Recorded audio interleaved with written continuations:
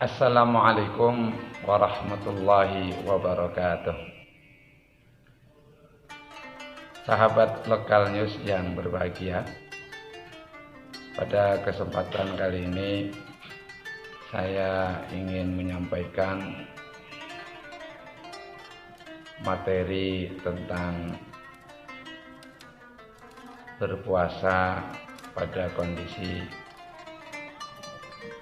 penyebaran COVID-19 atau virus corona yang marak dan menyebar ke seluruh dunia, tidak pandang bulu, mulai dari negara-negara maju sampai negara-negara miskin. Dan ini merupakan sebuah ujian dan cobaan bagi kita sekalian. Alhamdulillah, wassalatu wassalamu ala sayyidina Muhammad ibn Abdillah wa ala alihi wa sahbihi wa man wala. Qala Allah Ta'ala fil Qur'anil Karim, a'udzu billahi minasy syaithanir rajim. Bismillahirrahmanirrahim. Ya ayyuhalladzina amanu kutiba alaikumus syamu kama kutiba alal ladzina min qablikum la'allakum tattaqun.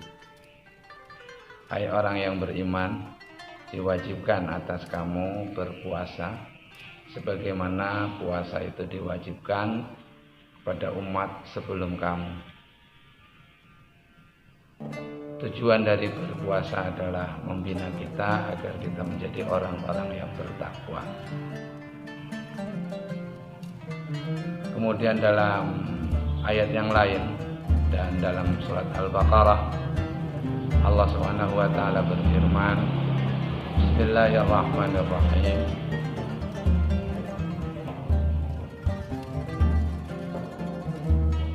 وَلَنَبْلُوَنَّكُمْ بِشَيْءٍ مِّنَ الْخَوْفِ وَالْجُوعِ وَنَقْصٍ مِّنَ الْأَمْوَالِ وَالْأَنفُسِ وَالثَّمَرَاتِ وَبَشِّرِ الصَّابِرِينَ الَّذِينَ إِذَا أَصَابَتْهُم مُّصِيبَةٌ قَالُوا إِنَّا لِلَّهِ وَإِنَّا إِلَيْهِ رَاجِعُونَ أُولَٰئِكَ عَلَيْهِمْ صَلَوَاتٌ مِّن رَّبِّهِمْ وَرَحْمَةٌ وَأُولَٰئِكَ هُمُ الْمُهْتَدُونَ. Dan kami kelak akan memberikan ujian kepada kamu sekalian berupa rasa khawatir, rasa takut, juga berupa kekurangan makanan, dan juga berupa penyakit yang menyebar di antara sesama manusia. Wabasyiris sabirin, dan berikanlah kabar gembira kepada orang-orang yang bersabar,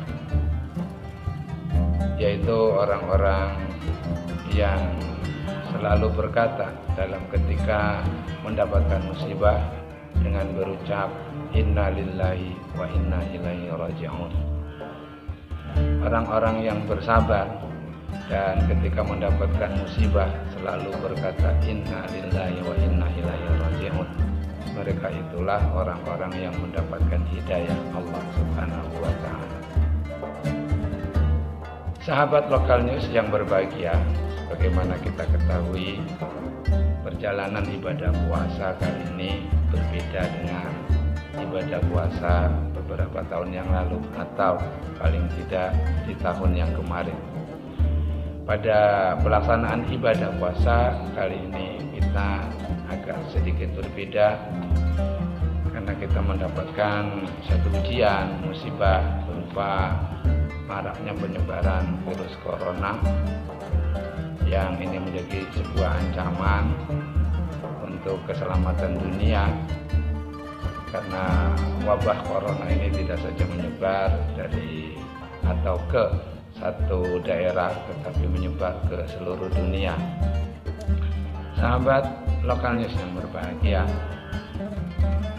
di dalam amalan ibadah puasa kita sudah mengenal bahwa akan ada pelipat gandaan pahala dalam mengisi ibadah di bulan Ramadan ini.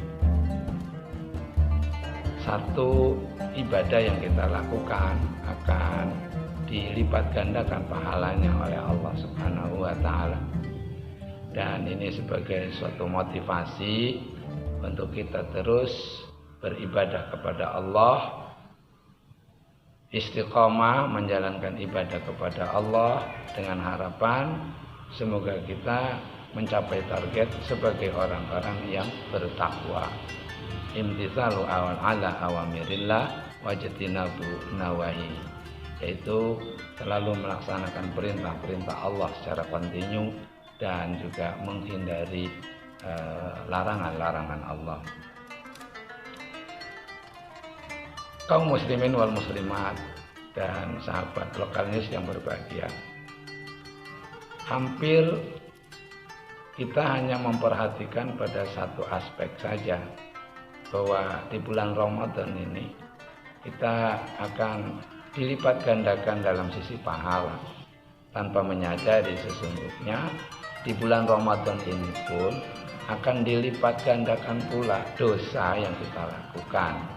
Jadi berbanding lurus antara janji Allah akan melipat gandakan pahala di bulan Ramadan, tetapi juga akan melipat gandakan untuk dosa-dosa yang dilakukan di bulan Ramadan ini. Bahwa Rasulullah SAW pernah bersabda, salat di masjidku, katanya, ini lebih baik dan pahalanya ini berlipat ganda 1000 kali lipat dibandingkan salat di masjid lain. Karena Masjid Nabawi juga Masjidil Haram merupakan tanah haram, tanah yang dimuliakan. Melaksanakan ibadah di tanah haram akan berimplikasi pada pelipat gandaan pahala. Namun juga untuk perbuatan dosa yang dilakukan di tanah haram, yang dilakukan di bulan haram juga akan mendapatkan balasan yang berlipat-lipat berbanding lurus dengan pahala yang didapat pada bulan haram ini. Dan oleh karena itu kami mengingatkan, janganlah ketika kita melaksanakan ibadah di bulan Ramadan ini kita berlomba-lomba pada perbuatan baik, tetapi lalai, tidak mampu mengkontrol diri, jika kita juga melakukan perbuatan-perbuatan buruk yang dilarang oleh agama, sehingga nanti ketika di akhirat nanti ada mizan, ada timbangan di yaumul hisab nanti, maka amal kita ini menjadi nol, oleh karena perbuatan baik kita ini kemudian tertutup juga atau termakan oleh perbuatan-perbuatan buruk. Semoga kita terhindar dari keadaan seperti itu. Kaum muslimin rahimakumullah, sahabat lokal news yang berbahagia. Tanpa terasa ternyata di bulan Ramadan ini, tahun ini kita sudah menjalani ibadah Ramadan dengan tenang, walaupun dalam kondisi yang sangat memprihatinkan untuk beberapa saudara-saudara kita yang terdampak dari virus corona ini. Dan alhamdulillah, meskipun kita menjalani ibadah puasa ini dengan sangat memprihatinkan, namun kita seorang pun tidak ada yang membatalkan ibadah puasa oleh karena satu kondisi yang buruk seperti ini. Dan alhamdulillah, insya Allah nanti malam kita sudah melaksanakan ibadah tarawih untuk 10 hari yang kedua. Janganlah oleh karena keadaan kita yang kurang mendukung membuat kita kendur dalam melaksanakan ibadah puasa. Terutama semakin menuju akhir, harusnya kita semakin bersemangat di dalam menjalankan ibadah puasa, terutama melakukan amalan-amalan ibadah di malam hari berupa bacaan-bacaan Al-Quran. Ini sangat dianjurkan. Ada beberapa kebiasaan dari para ulama salaf saleh ketika mengisi kegiatan di bulan Ramadan dengan membaca Al-Quran. Sebagian ada yang menghatamkan Al-Quran di bulan Ramadan ini antara maghrib sampai yang isya. Nah, kalau kita perhatikan maghrib sampai isya waktunya kan hanya 1 jam saja, sehingga kita berpikir apa ya mungkin kita mampu menghatamkan Quran dalam tempo 1 jam. Yang dimaksud dari maghrib sampai isya di sini para ulama salaf saleh menghatamkan Al-Quran sampai pada waktu isya, jadi maghrib sampai isya, artinya isya, sholat isya ini diakhirkan boleh jadi dilaksanakan pada jam 4 atau mundur ke belakang jam setengah 4, sehingga bisa menghatamkan Quran dari tempo waktu maghrib sampai isya.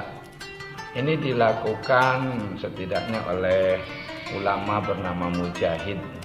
Jadi diriwayatkan oleh Abu Dawud dengan sanad yang sahih bahwa Mujahid kana yakhtimul Quran fi Ramadan fi ma bainal maghribi wal isya fi kulli lailatin min Ramadan. Diriwayatkan oleh Abu Dawud dengan sanad yang sahih bahwa Mujahid, ini merupakan ulama salaf saleh, kana yakhtimul Quran. Nah, ini ada kana kalimat fi'il madi lalu disambung dengan yakhtimu kalimat fi'il mudhari. Nah, dalam kaidah bahasa Arab, tiap kalimat fi'il mudhari yang susunannya itu setelah kalimat fi'il madi akan memberikan faedah tajaddud wal istimrar. Artinya Imam Mujahid menghatamkan Al-Quran sudah biasa ia lakukan di bulan Ramadan antara waktu maghrib sampai waktu isya fi kulli lailatin min Ramadan, setiap malam di bulan Ramadan. Wa an Mansur qala kana Ali al-Azdi yakhtimu fi ma bainal maghrib wal isya kulla lailatin min Ramadan. Begitu pula Ali al-Azdi seperti Mujahid juga menghatamkan Al-Quran itu antara waktunya maghrib sampai isya, yaitu setiap malam di bulan Ramadan. Begitu juga dengan Ibrahim bin Sa'id. Dia tidak pernah beranjak dari tempat duduknya. Karena abi yahtabi fama yahillu habwatahu hatta yakhtimal Quran. Sejak maghrib sampai isya ia tidak pernah melepaskan kakinya dari tempat duduk sampai ia menghatamkan Al-Quran. Nah, ini kebiasaan dari para ulama salaf saleh, dan mudah-mudahan kita dapat meniru suri teladan yang telah ditunjukkan oleh para ulama salaf saleh, dan mudah-mudahan juga kita kaum muslimin dan muslimat, terutama sahabat lokal news, dalam menjalankan ibadah puasa diberikan kekuatan dan sampai akhir, lalu kita mendapatkan sehat walafiat. Allahumma muwaffiq ila aqwamit thoriq. Assalamualaikum warahmatullahi wabarakatuh.